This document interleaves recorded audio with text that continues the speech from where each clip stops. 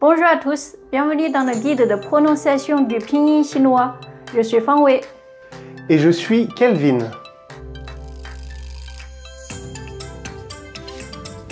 Le pinyin est un système permettant de représenter les sons de la langue chinoise.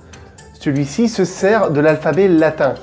On y retrouve les 26 lettres de l'alphabet que nous utilisons en France. Mais attention, les lettres dans le pinyin ne se prononcent pas tout le temps de la même manière que les lettres dans l'alphabet français. Par exemple, la lettre A se prononce toujours A en chinois. La lettre U se prononce généralement OU en chinois. Le pinyin permet d'écrire les caractères chinois en lettres latines. Il est souvent appelé d'abord l'alphabet chinois.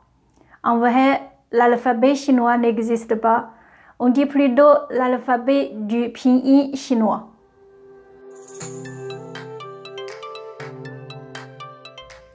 Dans cette vidéo, nous allons voir tout ce qu'il faut savoir à propos du système pinyin chinois.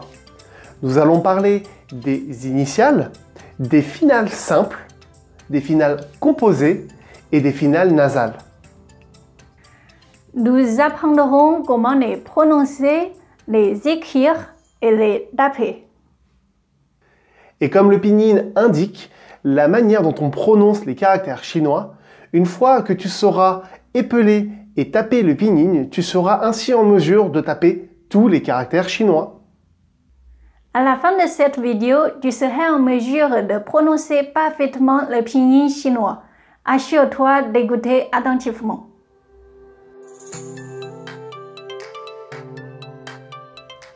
Nous te recommandons d'enregistrer en train de prononcer le pinyin et de comparer ta prononciation avec la nôtre.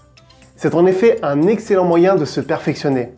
Lorsque tu réécouteras tes propres enregistrements et en les comparant aux nôtres, tu auras ainsi un point de vue beaucoup plus objectif pour te corriger.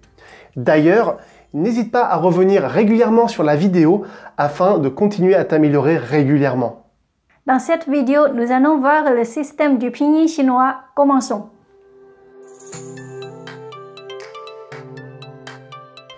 Le pinyin est décomposé en deux parties. On retrouve dans un premier temps les initiales, puis les finales. Les initiales sont des consonnes, tandis que les finales sont soit des voyelles, soit commencent par une voyelle.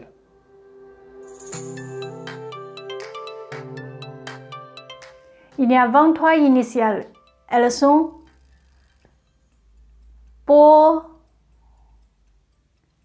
Po, Mo, Fo,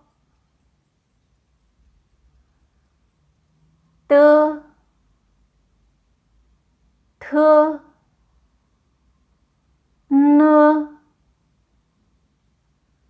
Le, Ge, Ke, He, Ji, Qi, Xi, Zhi, Chi, Shi, Ri, Zi, Si, Si.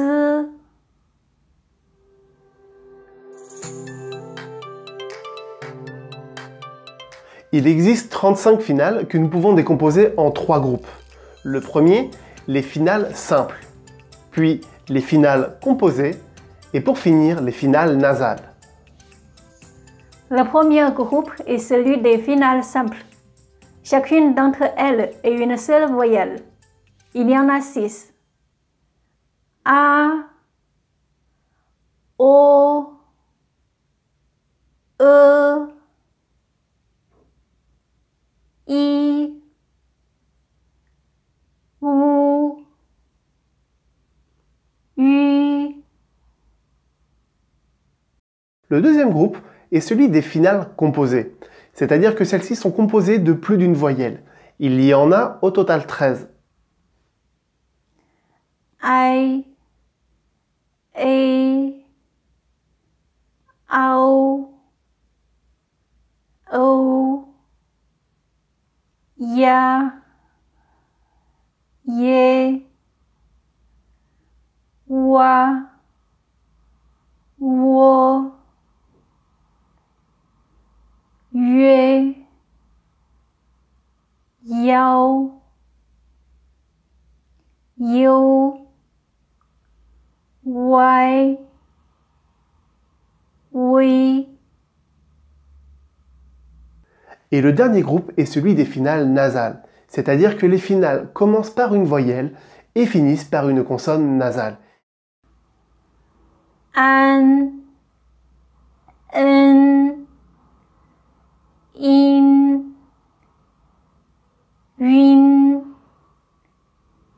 yan, yuan, wan, wen, ang, ong, yung, yang, yong, wang. Il y a aussi une finale spéciale. Celle-ci se prononce Elle est spéciale car elle ne peut jamais être mise après une initiale. Elle est toujours seule. Et le R dans le indique la courbure rapide de votre langue.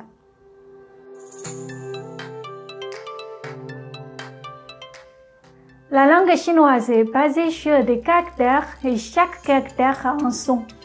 Par exemple, celui-ci se prononce zi. Le son peut être représenté par le pinyin. Le pinyin peut être considéré comme la phonétique du chinois. Lorsque les gens parlent, chaque caractère correspond généralement à une syllabe en pinyin. Et chaque syllabe en pinyin est généralement composée de 3 parties. Dans un premier temps, une initiale, une finale et un ton.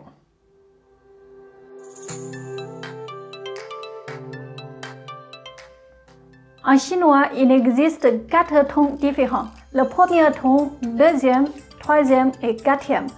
Par exemple, ma, ma, ma, ma.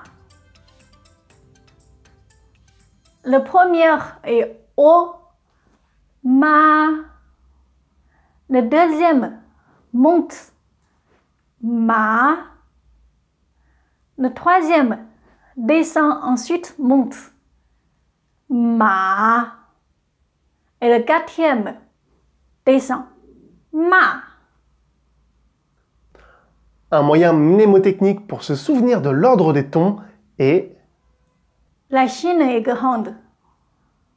Zhong Guo Hen Da.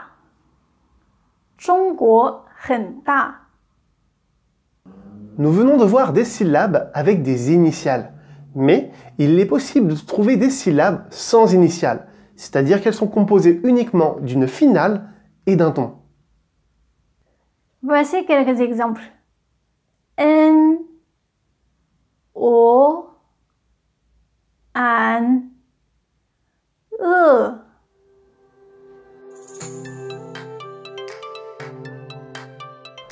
Le pinyin est très utile pour les apprenants chinois, car 1. Le pinyin nous aide à retenir la prononciation des caractères. Par exemple, 我爱中国 J'aime la Chine. Le pinyin 我爱中国 nous aide à nous souvenir comment chaque caractère se prononce. Et 2. S'il y a des mots que tu connais et que tu sais prononcer, mais que tu ne sais pas écrire en caractères, il est toujours possible de les écrire en pinyin. Par exemple, j'aime la Chine. 我爱. Si je ne me souviens pas comment écrire 中国, je peux toujours écrire le pinyin 中果 à la place. Donc le pinyin est un très bon système pour pouvoir retranscrire la prononciation chinoise, même si ce n'est pas la langue en elle-même. Donc on peut dire que le pinyin est l'interprétation des sons de la langue, tandis que les caractères en sont la partie écrite. Mais attention, les publications en Chine, par exemple les livres, les DV, ne sont pas en pinyin, elles sont toutes en caractères. On ne trouvera le pinyin que dans des livres pour enfants ou des manuels pour apprendre le chinois.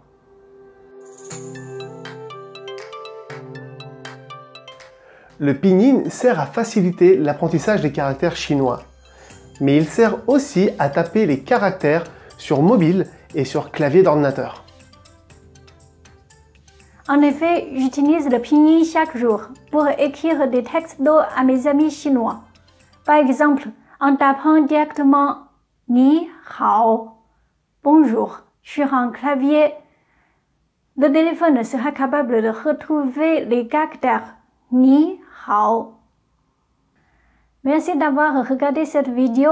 Pour aller plus loin, si tu démarres en chinois, il y a l'autre livre « Les secrets du chinois » dans lequel tu trouveras nos outils et nos conseils pour apprendre rapidement et facilement les bases du chinois. Alors, notre livre est actuellement en cours d'écriture, mais il est disponible en précommande pour le recevoir dès sa sortie. Pour te remercier de ta confiance, si tu le précommandes, nous te l'offrons. Pour le recevoir, il te suffit de cliquer sur le lien qui est en dessous de la vidéo. Tu ne payes que les frais de port et on te l'envoie directement chez toi. 再见，à la prochaine. À la prochaine!